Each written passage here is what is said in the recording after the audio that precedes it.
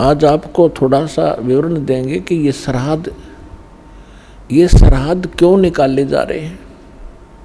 पुण्यात्माओं, जब तक हमें सतगुरु नहीं मिलते तब तक हम अपने मनुष्य जीवन को व्यर्थ ही करके जाते रहे। भले ही हम आन उपासनाएं करके छोटी मोटी सिद्धियां प्राप्त कर लेते थे, जिस कारण से हम आम व्यक्ति से ज़्यादा कुछ उत्तम नजर आते हैं। जो ये ऋषि महर्षि सिद्ध संत कहलागे, इन्होंने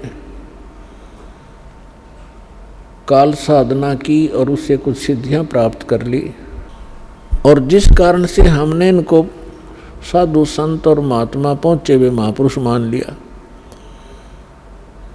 सिद्धि प्राप्त प्राणी ऐसा होता है जैसे आप देखते हो वर्षा के समय में बिलों से चींटियां निकलती हैं, और उन चींटियों में कुछ पंखों वाली चींटियां भी होती हैं, और वो आकाश में उड़ जाती हैं। तो अन्य चींटियों को ऐसा लगता है कि ये चींटी जो है ये तो भाई भगवान से मिल गई, ये तो आकाश में उड़ जाती है। और फिर क्या होता है, जब या तो किसी दीपक के ऊपर जल के मर जाती हैं वो आकाश में उड़ने वाली चींटियां, या किसी बल्ब के ट्यूब के चारों ओर चक्कर काट काट के वो पंख रहित होकर जमीन पर गिर जाती हैं, और अंत में वो चींटी की चींटी ही हो जाती है। ठीक इसी प्रकार ये ऋषि महर्षि जो काल साधना करके, हठ योग करके, जंत्र मंत्र करके इन्होंने सिद्धियां प्राप्त की, और फिर ये सिद्धियां समाप्त हो जाती हैं। कुछ एक इनके उल्टे सुल्टे कार्य ये कर देते हैं, किसी को श्राप दे देते हैं, किसी को दुआ देते हैं, किसी को बद दुआ दे करके फिर ये लास्ट में जीव के जीव ही रह जाते हैं। तो सत्संग सुनने से हमें ज्ञान होता है कि कौन सी साधना करनी चाहिए, कौन सी ना करनी चाहिए।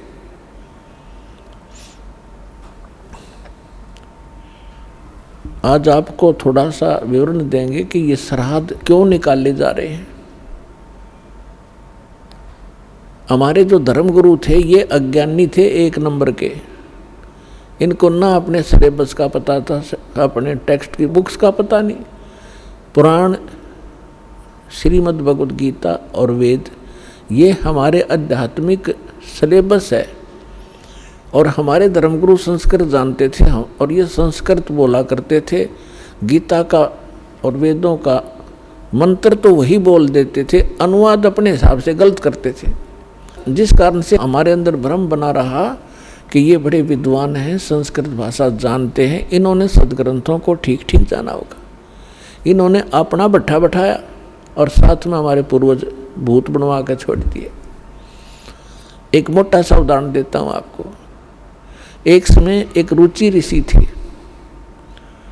उस ब्राह्मण ने वेदों को समझा और उसके आधार से अपना जीवन प्रारंभ किया भक्ति मार्ग का। उसकी उम्र 40 वर्ष की हो गई थी, उसने विवाह नहीं किया, ब्रह्मचारी पद में रहता हुआ वेदों अनुसार अपनी साधना कर रहा था जैसा उसको ज्ञान था। 40 वर्ष की आयु जब हुई, उसके पूर्वज 4 ब्राह्मण और दिखाई दे जो मर चुके थे, मृत्यु को प्राप्त हो चुके थे। पिताजी, दादाजी और परदादाजी और फिर चौथा दादाजी।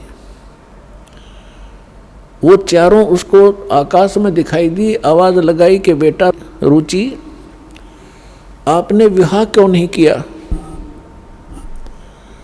और विवाह करके हमारे श्राद्ध निकालता? हम बहुत दुखी हो रहे हैं, आपने यो कार्य क्यों नहीं किया? तो रुचि ऋषि कहने लगा कि हे पितरमोहो, वेद के अंदर इस श्राद्ध कर्म को, इस कर्म कांड को मूर्खों की साधना बताया है, फिर आप मुझे क्यों इस कर्म में लगा रहे हो? इस बात को उसके पूर्वज ऋषि, उसके पिता, दादा, परदादा, चौथा दादा वो भी मान रहे हैं कि हाँ बेटा वेदों में ऐसा ही है जैसा आप बोल रहे हो, वेद में ऐसा ही लिखा है। जब वेद में, वेद है सिद्धांत भगवान का, एक विधान परमात्मा का, और ये जो उन ऋषि महर्षियों ने कहाँ से ग्रहण किया वो कि श्राद्ध निकालो, ये किसी पुराण से ग्रहण किया। और पुराण ये गॉड गिवन स्पिरिचुअल नॉलेज नहीं है, जैसा कि आपको पहले भी सत्संग में बताया। वेद और श्रीमद् भगवत गीता, वेद वाला ज्ञान ही श्रीमद् भगवत गीता के अंदर है, और सूक्ष्म वेद में भी ऐसा ही है जो परमात्मा ज्ञान देते हैं। तो अब आपको थोड़ा सा मार्कंडेय पुराण से ये प्रकरण रूबरू करते हैं, जिसमें रुचि ऋषि और उसके पूर्वजों का जो भूत बनकर धक्के खा रहे हैं और अपने पुत्र को भी उसी विवश कर रहे हैं कि तू भी बन भूत, गलत साधना करके। ये देखिएगा मार्कंडेय पुराण। मार्कंडेय पुराण सचित्र मोटा टाइप, केवल हिंदी संक्षिप्त, गीता प्रेस के रूप से प्रकाशित है। और ये कहाँ से छपा है? अब इसके हम आपको ले चलते हैं 242-43 पे। ये देखिएगा 242 पृष्ठ पे मार्कंडेय पुराण, संक्षिप्त मार्कंडेय पुराण, रोच्य मुनि की उत्पत्ति कथा। मार्कंडेय जी कहते हैं, ब्रह्मन पूर्व काल की बात है, प्रजापति रुचि ममता और अहंकार से रहित इस पृथ्वी पर विचरते थे। उन्हें किसी से भय नहीं था, वे बहुत कम सोते थे। उन्होंने न तो अग्नि की स्थापना की थी और न अपने लिए घर ही बना रखा था।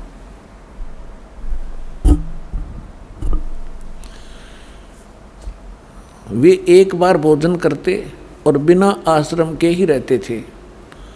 उन्हें सब प्रकार की आसक्तियों से रहित एवं मुनिवर्ती में रहते देख उनके पितरों ने उनसे कहा।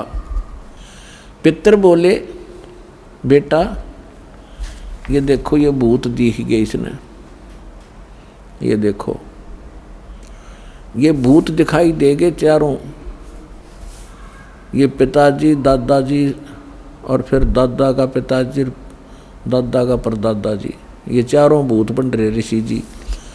अब ये क्या इंस्ट्रक्शन दे रहे हैं देखिएगा। पितर बोले, बेटा विवाह स्वर्ग और अपवर्ग का हेतु होने के कारण एक पुण्य में कार्य है, उसे तुमने क्यों नहीं किया?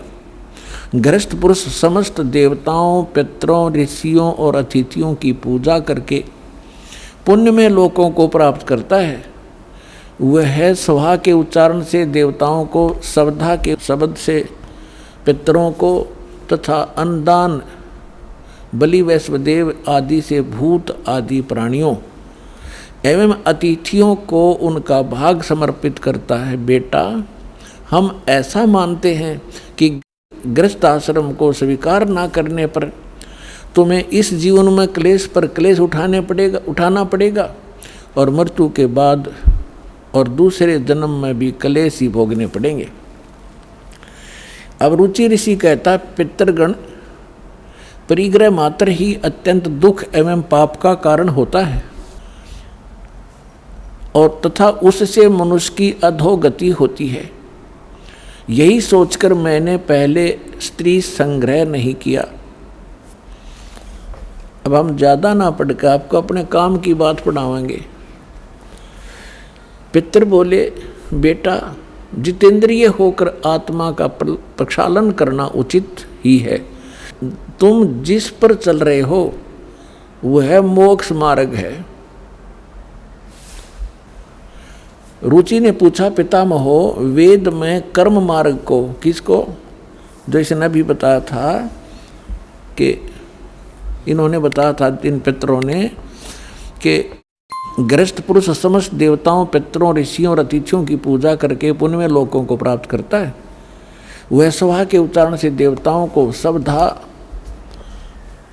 श्रद्धा के शब्द से पितरों को, अन्न दान बलि वैष्णदेव आदि से भूत और आदि प्राणियों एवं अतिथियों का उनको भाग समर्पित करता है। बेटा हम ऐसा मानते हैं, गृहस्थ आश्रम को स्वीकार ना करके तुमने जीवन में क्लेश पे क्लेश भोगने पड़ेंगे।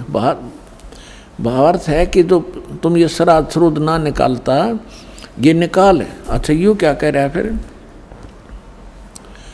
ये कह रहे हैं कि जो तू लग रहा है ना, यूँ तो है मोक्ष मार्ग। अब इसके पूर्वज कह रहे हैं कि जो तू लग रहा है वो मोक्ष मार्ग है, और हम बताओ वो नरक मार्ग में आ जा, तू मोक्ष मार्ग न छोड़ दे। ये देवता कह रहे, इसके पितर देखो। पितर बोले बेटा जितेंद्रिय होकर आत्मा का प्रक्षालन करना उचित है, किंतु तुम जिस पर चल रहे हो तो मोक्ष मार्ग है। हरिभाम बतावेंगे वो कौन सा मार्ग है। अब रुचि ने पूछा पितामहो, वेद में कर्म मार्ग को अविद्या कहा गया है। ये श्राद्ध श्रुद्ध निकालना, भूतों की पूजा करना, तेरहवीं करना, ये सारा कर्म मार्ग है, कर्म कांड है। वेद में कर्म मार्ग को अविद्या मूर्खों का मार्ग कहा गया है, फिर क्यों आप लोग मुझे उस मार्ग पर लगाते हैं? पितृ बोले ये सत्य है कि कर्म को अविद्या ही कहा गया है, इसमें तनक भी मिथ्या नहीं। फिर क्या रह गया? अब इनकी अकल देखो, इनकी चोर ले गए इनकी अकल को, इन पितरों की, श्राद्ध निकलवाने वालों की। अब वो लड़का ठीक साधना कर रहा था अपनी वेदों के आधार से, और ये भी मानते हैं कि तू आप जो साधना करे तो मोक्ष मार्ग है।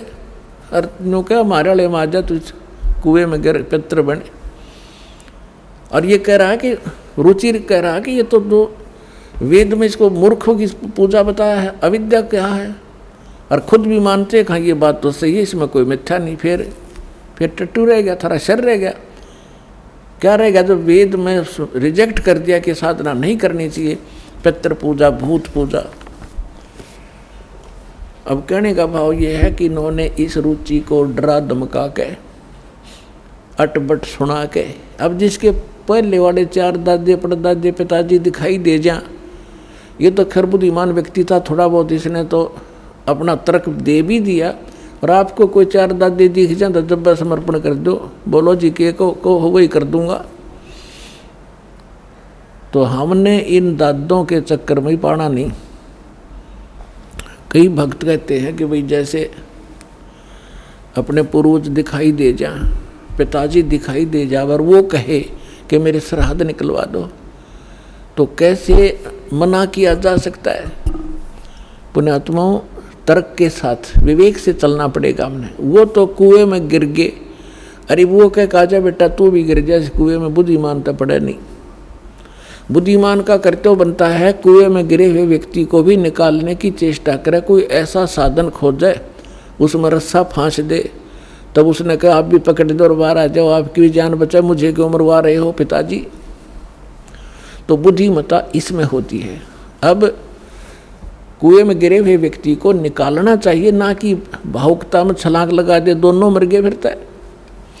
तो इन गलत साधना करके जो भूत योनि पितृ योनि प्राप्त कर चुके हैं, उस साधना को हम नहीं करेंगे, नहीं तो हम भी उस कुएं में गिर जाएंगे।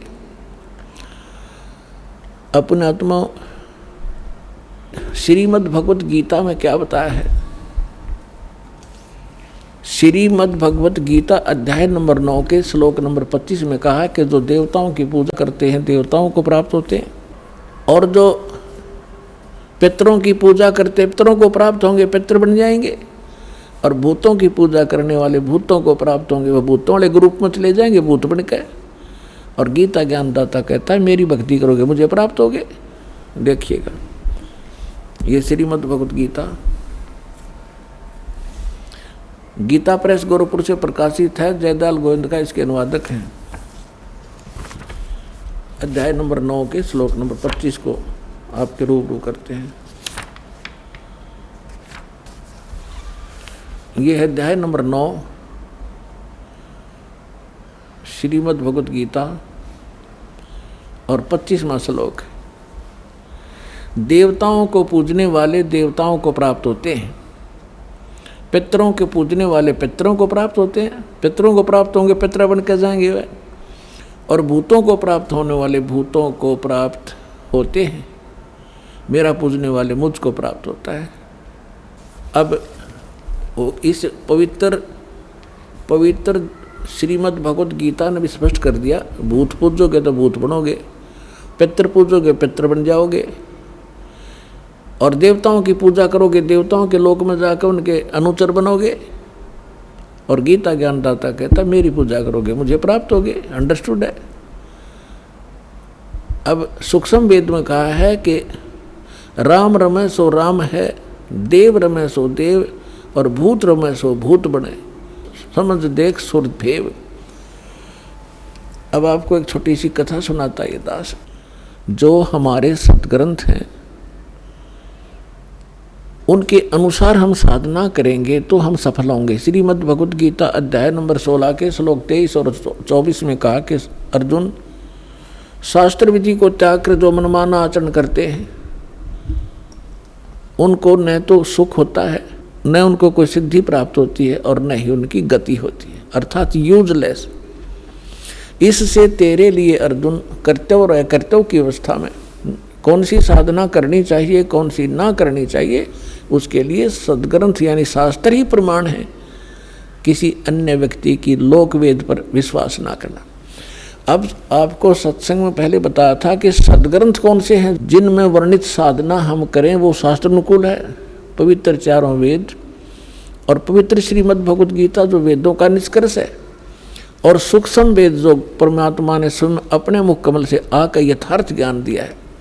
इसके अतिरिक्त जो पुराण हैं वो परमात्मा का आदेश संविधान नहीं है, वो ब्रह्मा जी का ज्ञान है। और ब्रह्मा जी के साथ साथ फिर उन्होंने प्रत्येक ऋषि ने अपना कुछ अनुभव मिला करके अलग अलग पुराण बांट दिए। शिव पुराण, विष्णु पुराण, जो देवी पुराण, मार्कंडेय पुराण। जैसे मार्कंडेय ऋषि जी ने ब्रह्मा जी से प्राप्त ज्ञान को अपने हिसाब से सेट करके वेदों से मिला करके बनाया, तो जो वेदों से मिलता है वो तो वेद ज्ञान है, और जहाँ मार्कंडेय ऋषि ने अपने तुक्के मारे हैं वो पुराणों का ज्ञान है, ब्रह्मा जी का ज्ञान है, वो गॉड गिवन नहीं है। जो परमात्मा का दिया हुआ ज्ञान है वो संविधान है, उसके अतिरिक्त किसी ब्रह्मा जी का या किसी ऋषि का दिया हुआ विधान है अध्यात्म मार्ग का, तो उसका अपना है, एक अधिकारी का आदेश है, मालिक का आदेश नहीं है। जैसे एक समय एक दरोगा जी का मित्र था, एक ग्रामीण किसान,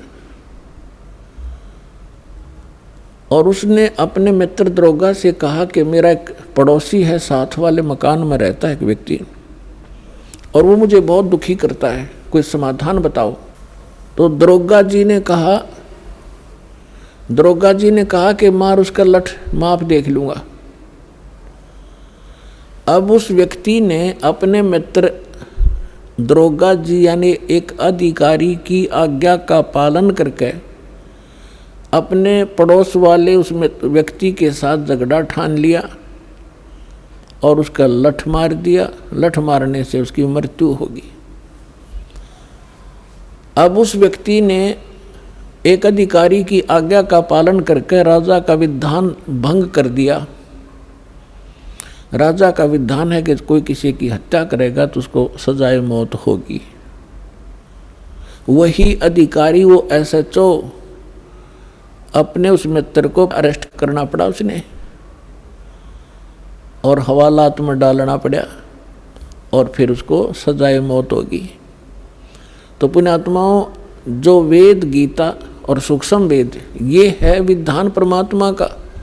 इसके अतिरिक्त कोई व्यक्ति विशेष या कोई ऋषि विशेष या कोई देव विशेष अपने सत्र का कोई ज्ञान आपको देता है, आदेश देता है कि ऐसा कर लो ऐसा कर लो, अगर वो वेदों में नहीं मिलता है तो वो परमात्मा का विधान खंड होगा उसकी आज्ञा पालन करने से। अब आपको थोड़ी सी झलक दिखाते हैं इन ये कहाँ से लाए श्राद्धने का ये सिस्टम। हमने अब आपको रोना आया करेगा, हमारे पूर्वजों की दुर्गति करवा दी इन लोगों ने, अंधों ने। एक टीचर का फर्ज बनाया अपने सिलेबस ने ढंग से जाने और फिर विद्यार्थियों को पढ़ावे। अब आपको दिखाते हैं श्री विष्णु पुराण। अपने आत्मा यही पुराणों की अगर माने तो पुराणों के अंदर भी बहुत सा ऐसा विवरण दे रखा है जो जैसे दास ने बताया था कि जैसे हमारे सदग्रंथ हैं ये एक वन है और वन के अंदर बहुत सी अच्छी जड़ी बूटियाँ होती हैं और जानकार व्यक्ति उन अच्छी जो आवश्यक हैं उन जड़ियों को निकाल कर एक औषधि बना लेता है। उस वन के अंदर जंगल के अंदर ऐसी भी जड़ी बूटियाँ होती हैं जो हानिकारक भी होती हैं। तो जिसको ज्ञान नहीं वो हानिकारक जड़ी बूटियों को मिलाकर अगर बना देता है जुगाड़ कोई जड़ी बूटी तो वो दवाई बनाता है तो हानि करती है। तो इन्होंने वो जड़ी बूटियाँ सेलेक्ट कर ली जो हमारे लिए हानिकारक थी। अब हम लेंगे वो जड़ी बूटियाँ जो हमारे लिए लाभदायक हैं, जो वास्तविक औषधि बनती है जिससे। तो ये विष्णु पुराण है, देखिएगा ये है श्री विष्णु पुराण सचित्र हिंदी अनुवाद सहित और गीता प्रेस गोरखपुर से प्रकाशित है। इसके अनुवादक कौन है ये भी दिखा देते हैं आपको। इसके अनुवादक हैं श्री मुनीलाल गुप्त और गीता प्रेस गोरखपुर से प्रकाशित है। इसके 213 पृष्ठ पर थोड़ी सी झलक दिखाते हैं। समझदार को संकेत पर्याप्त होता है। ये तृतीय अंश और अध्याय नंबर 15 चल रहा है, 16 के आगे शुरू हो जाता है। हम 15 पढ़ेंगे। हे राजन, श्राद्ध करने वाले पुरुष से विश्व देवगण पितृगण पितामह और कुटुंबजन सभी संतुष्ट रहते हैं।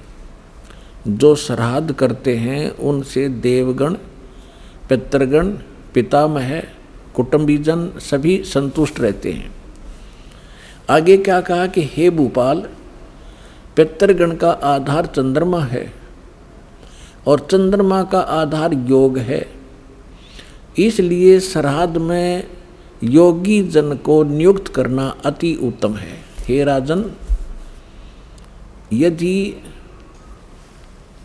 श्राद्ध भोजी एक सहस्र ब्राह्मण हो, ब्राह्मणों के सम्मुख श्राद्ध खाने के लिए आए हुए 1000 ब्राह्मणों के सम्मुख एक योगी भी हो तो वह यजमान के सहित उन सब का उद्धार कर देता है। अब इससे क्या स्पष्ट हुआ? वही श्राद्धों की महिमा बताने वाला औरव ऋषि बोल रहे हैं। औरव वो क्या बता रहा है कि श्राद्ध निकालने वाला पितरों को और पितृगण पितामह कुटुंबीजन और देवताओं को खुश करता है। फिर इसके साथ साथ फिर स्पष्ट कर दिया है कि श्राद्ध कर रहे हो। श्राद्ध का अर्थ होता है एक धार्मिक अनुष्ठान।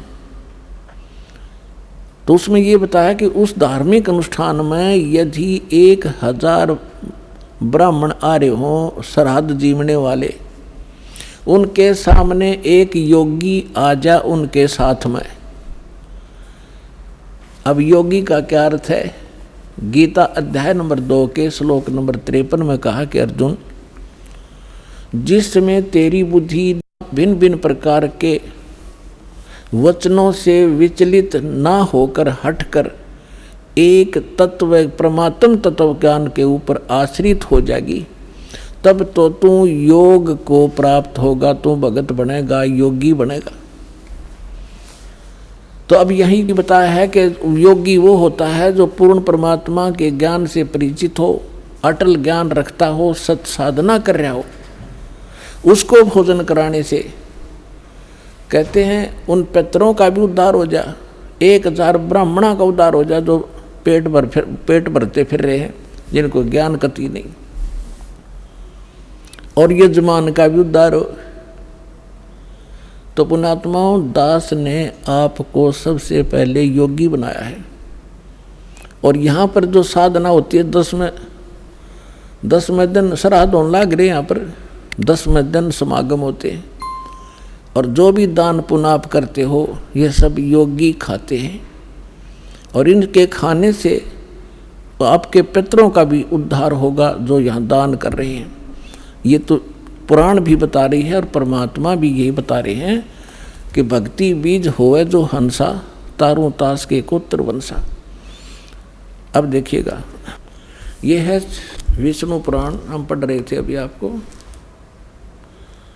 और 213 पृष्ठ पे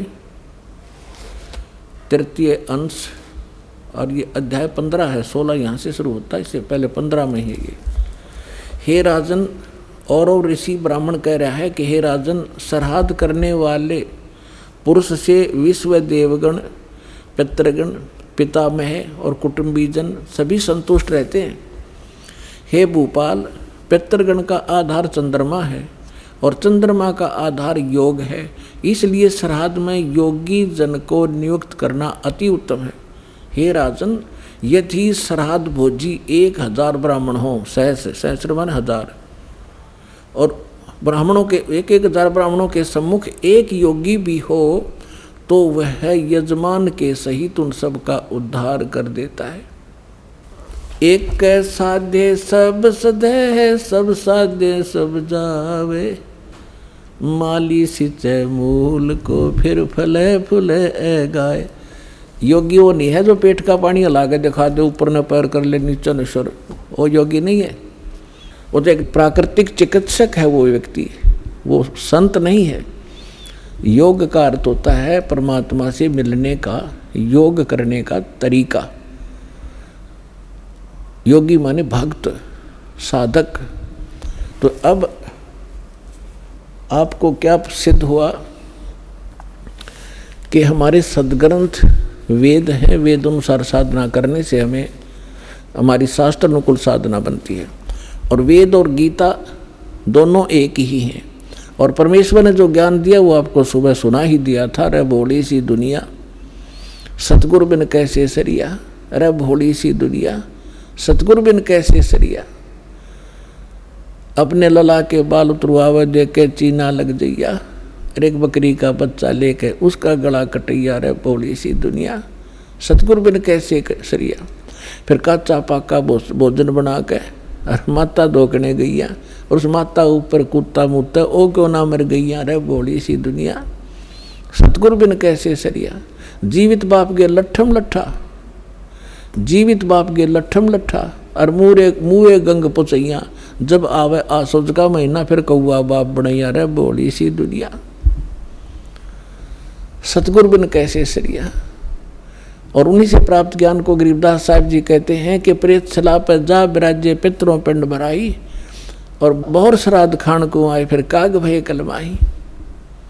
नर से तीतु पशुआ की जय गद्दा बैल बनाई, ये 56 भोग कहा मन बोरे कि तो कुर्डी चढ़े जाई।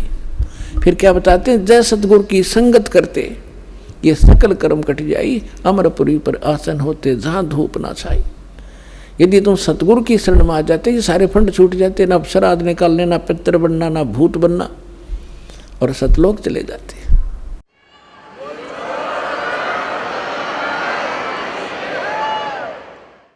एक जीवित उदाहरण देता हूं आपको। मेरे पूज्य गुरुदेव जी इसी हरियाणा स्टेट से भिवानी डिस्ट्रिक्ट में एक दादरी के पास बड़ा पैतावास गांव है, वहाँ के रहने वाले थे। उनका जन्म पवित्र ब्राह्मण कुल में हुआ था, लेकिन उनको ज्ञान हो गया था कि जिस आधार से ये ब्राह्मण कहलाते हैं, ये ब्राह्मण नहीं है। ये तो एक परंपरा पड़ेगी। जैसे कोई वैद्य था और बहुत सुप्रसिद्ध वैद्य था, नब्ज पकड़ते ही रोग बता देता था और बढ़िया औषधि देकर स्वस्थ कर देता था। तो उस वैद्य के वंशजों को आने वाले समय में वैद्य कहने लग गए सारे, कृपाराम वैद्य, बलवान सिंह वैद्य, फलाना वैद्य। और वो वैद्य है, केवल सरनेम बन गया उनका, वो वैद्य नहीं है। उस वैद्य के वंशज होने के कारण वैद्य नाम से प्रसिद्ध हो गए। और जानते नहीं पेट के दर्द की दवाई फिर खाक वैद्य है वो। इसी प्रकार जो ब्राह्मण हैं वर्तमान के, जिनको हम ब्राह्मण कहने लाएंगे, ब्राह्मण, तो उस कुल में हमारे पूज्य गुरुदेव जी का जन्म हुआ। और उनको जब ज्ञान हुआ, जब पता चला कि ये तक केवल ब्राह्मण है, पंडित नहीं है।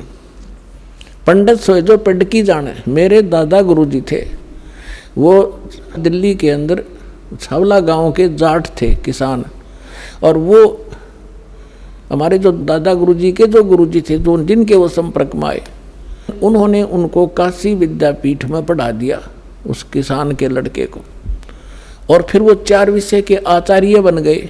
उनको पंडित चिदानंद नाम से जाना जाता रहा।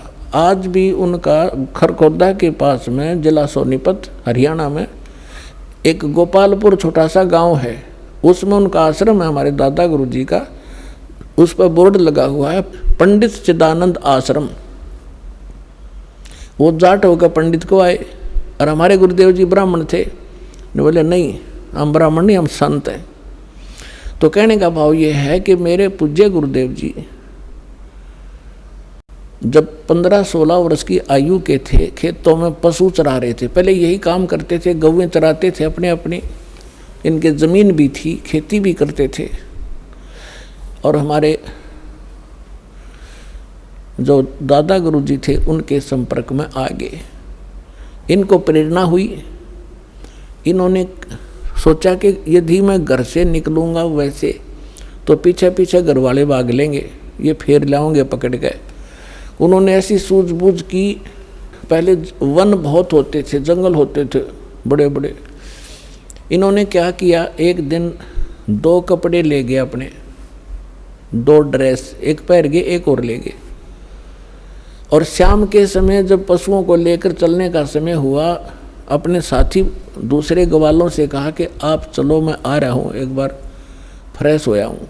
जंगल में घुस गए और वो अपने पशु लेकर घर न आ गए। उन्होंने क्या किया, जंगल में जाके दिन में वो देख आए थे सारा साजबाज। एक पशु खा रखा था किसी हिंसक पशु ने, किसी शेर ने या भेड़िए ने, कोई बकरा बुकरा खा रखा था। उसकी अस्थि पड़ी थी। उनके पास, उनके ऊपर अपने कपड़े डाल दिए जो पहन के गया था, और दूसरे पहन करके वह सीधे चले गए जहाँ मेरे गुरुजी थे, उनके गुरुजी थे। अब रात्रि का समय हो गया। उस समय कोई ऐसा टॉर्च टार्च भी ना होया करती गांव में। लगभग 100-125 वर्ष पहले की बात है। कुछ देर इंतजार की भाई। वो उनका नाम था हरद्वारी, बचपन का। तो घर वालों ने पूछा दूसरे साथियों जो उनके साथ गए थे ग्वाले, भाई हरद्वारी नहीं आया। उन्होंने कहा कि वो आता ही होगा, वो फ्रेश होने चला गया था थोड़ा सा अंदर। काफ़ी देर इंतजार करके घर वालों ने चिंता बन गई, भाई कोई हिंसक पशु रहते हैं यहाँ पर जंगल में, और बालक को कहीं हानि ना पहुँचा दी हो। 10-15 व्यक्ति चले साथ में ग्वालों को लेकर के, जिनने देखा था इधर गया था अंधेरे में। उसमें ऐसी टॉर्च टार्च भी ना थी, एक दीपक सा जला रखा था, लालटेन दे रखी थी, थोड़ा थोड़ा टिमटिमाता सा प्रकाश था। ढूंढते ढूंढते खोजते खोजते अंदर गए, देखा तो वहाँ कपड़े पड़े, अस्थि पड़ी। एकदम अंधे हो गए। कहने लगे भाई बच्चा तो खा लिया। ओहो तो ये पड़ा भाई। फटाफट उसको उठाया, कपड़ों में बांधा, लाकर अर्थी बनाकर सुबेरे सुबेरे फूंक दिया। और फिर होगी उसकी 13वीं शुरू। अस्थि ठाई, फिर गंगा में डाल के आए, फिर 13वीं करी, महीना करा, 6 माही करी, वर्षी करी, और फिर हो गए वो श्राद्ध शुरू। वो जा रहे अपना कल्याण कराने के लिए। जब उनका सतलोक गमन का समय हुआ, मेरे पूज्य गुरुदेव जी मुख्य तौर पर पंजाब में रहा करते थे। पंजाब में एक तलवंडी भाई नाम का छोटा सा कस्बा है, फिरोजपुर जिले में, और एक उनका आश्रम था मोगा में। तो तलवंडी में भी आश्रम था। अधिकतर वो तलवंडी रहा करते थे, वहाँ के सेवादार ज़्यादा थे। तो तलवंडी भाई वो रहा करते थे। दास को दीक्षा देने का आदेश वो दे चुके थे 1994 में। 1996 में वो अपने गांव में आए। इस पैंतावास दादरी के पास। हमें पता चला कि गुरुजी यहाँ आए हुए हरियाणा में, उनके साथ हमारे ही शिष्य, उनके बच्चे 2 सेवा में रहा करते थे। उनका संदेशा पहुँचा गुरुजी आ चुके हैं। तो दास भी चला गया, उस समय गांव-गांव में सत्संग किया करते थे। जब हम वहाँ पहुँचे, प्रणाम किया गुरुदेव को, उसमें सारा गांव देखने आया कि वो व्यक्ति तो जीव है जिसने हमारा मान रहे थे। सारा गांव देखने आया। वो गए थे लगभग 100 वर्ष के बाद। जाते ही बता दिया कि ये मेरे चाचा का घर था, ये हमारा घर था, हम इतने भाई इतनी बहन। तब उनको यकीन हुआ सचमुच तो वही हरिद्वारी है। सारी पीढ़ी बता दी। तो जब दास वहाँ पहुँचा तो एक 92 वर्ष की 92 ईयर ओल्ड उनकी भाभी बैठी थी। ऐसे बात चलती रही। मैंने उनसे पूछा कि जब हमारे गुरुजी घर त्याग कर चले गए थे तो आपने पीछे से कैसा महसूस किया? यहाँ नहीं थे, आपने मृत मान रखा था। तो उसने कहा भाई मैं आई ना, जब मुझे पता चला था कि इनका एक भाई निसंतान मर गया, बे औलादा मर गया, ऊत नपूत कहा कर देसी भाषा में। और इनके हिस्से की ज़मीन थी 3-4 एकड़, 4-5 एकड़ ज़मीन इनके हिस्से में आती थी। उसको मेरे पति और दूसरा मेरे पति का भाई, 3-4 भाई थे, वो प्रयोग किया करते थे। और जब घर में कोई ऊक चूक हो जाती, खेती ना होती, पशु मर जाते या कोई बालक बीमार हो जाते, तो हम पूछने जाया करते थे अपने पुरोहित पे, और वो पतरा वतरा दिखाया करते। तो वो कहा करते कि आपका एक बेऔलादा मर रहा है, निसंतान मरा हुआ है हरिद्वारी, और वो सिद्ध है तुमने, वो हानि कर रहा है, वो प्रेत बना हुआ है, पितर बना हुआ है, वो प्रेत बाधा तुम्हें दुखी कर रही है। उसके लिए फिर जैसा भी वो जंतर मंत्र बताते हम सारा कराया करते, श्राद्ध भी निकाला करते थे। तो फिर मैंने उनसे कहा माता जी, गीता जी में लिखा है 9वें अध्याय के 25वें श्लोक में कि भूत पूजनीय भूत बनेंगे और पितर पूजनीय पितर बनेंगे, देवताओं के पुजारी देवताओं के प्राप्त होंगे, मेरी भक्ति करने वाला मुझे प्राप्त होगा। तो ये तो गलत साधन आपके सामने देख लो, ये तो जनता का कल्याण करने लग रहे और आप इसका कल्याण के लिए ठगे जा रहे थे। बोली भाई बात तो सच्ची है। मैं बोला जी अब तो त्याग दो इन बकवादों को, इन श्राद्धों को। ने बोली ना भाई, ने को कर छोड़ दिया तो पुरानी लाग है, वहाँ बाढ़ में जाए पुरानी लाग है। अरे इतना प्रत्यक्ष देख रहे हो आप, फिर भी नहीं मान रहे, तेरा गजब हो। तो पुण्यात्माओं, सौभाग्य आपका, ये परिवर्तन होगा ये सच्चाई के आधार से। पहले तो हम डरा रखे थे नकलिया ने, नो नहीं करोगे तो न्यू हो जाएगा, फलान हो जाएगा, खाक हो जाएगा। मालिक सिर पर बैठे, समर्थ का शरणाग हो रंग होरी हो, भाई कदे न हो काज राम रंग होरी हो। समर्थ का शरणा हो, फिर कैसे हो जाए। एक भगत बता रहा था, वो कह रहा था जी मैं अपनी बहन के यहाँ चला गया, उनके वहाँ वर्षा होगी, मारा हुई नहीं, किसान था वो, और मैं अपने उनका संदेश आया कि यहाँ वर्षा होगी है, ज़मीन ज़्यादा है, आप आइयो अपने बैल ले आओ, हमारी मदद करो। मैं अपने बैल ले गया खेती संवारने के लिए, बीज बोआने के लिए। मेरी सेवा लगा दी दूसरे खेत में, वहाँ मैं ले गया। जानता था मैं खेतों को सारे, कई बार जा रहा था अपनी बहन के यहाँ। तो वहाँ एक जोड़ी थी, उनके खेत के आसपास उस तालाब था छोटा सा, थोड़ा पानी था, और उसमें एक मंडी ही बना रखी थी किसी पीर प्यार की। मैंने दोपहर में जाकर देखा, पानी पिलाने गया पशुओं को, बैलों को, तो वहाँ एक धड़ी गुड़ रखा, बेली गुड़ की। मैं वह बेली ठा लाया, फोड़ के कुछ तो आप खाई और कुछ बैलों को डाल दी, उनने खा ली। तो मैं आकर घर सो गया तो रात ने एक 3 फुट का व्यक्ति, दाढ़ी सी वाला, मुसलमान टाइप दिखाई दिया। नो बोला तूने मेरी बेली खा ली और बैलों को खिला दी, और दूर खड़ा नहीं, इतनी दूर मेरे तो 50 फुट दूर। न्यो कह तू तगड़े की शरण में था, ना तन्ना मारूं और तेरे दोनों बैलों को मारना था मैंने।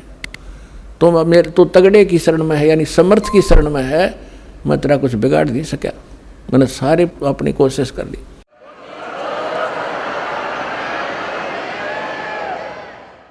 तो मैं सुबह उठा, मेरा पसीने आ रहे, डर गया मैं। फिर उसने देख कर अकल सकल सी उसकी, मैंने अपनी बहन से पूछा कि मैंने ऐसे ऐसे एक बेली रखी थी गुड़, आप खा लिया, कुछ बैलों को खिला दिया, और मुझे ऐसे ऐसे कितनी उम्र साइज का वो एक व्यक्ति दिखा मुसलमान जैसा, यू के है। तो उसकी बहन बोली, रे भाई तू बच क्यों कर गया, उसने तो गढ़े चेटक कर रखे हैं, जब उसका किसी ने इतना भी कोई सामान उठा लिया ने उसको मारे और उसके पशुओं में इतनी हानि कर दिया था, हाहाकार मचा देता, तुम बचा क्यों करे। फिर बोला मुझे और दृढ़ विश्वास हो गया, बच गया में। वो तो हाथ जोड़ के गया फिर मेरे गुरु जी का गए ने बोला तू तगड़े की शरण में है, और जा शरण में ना होता तन तुझे मारता और तेरे बैलों को खत्म करता। तो पुण्यात्मा समर्थ का शरणाग हो रंग होरी हो, भाई कदे न हो ए काज राम रंग होरी हो। अच्छा है।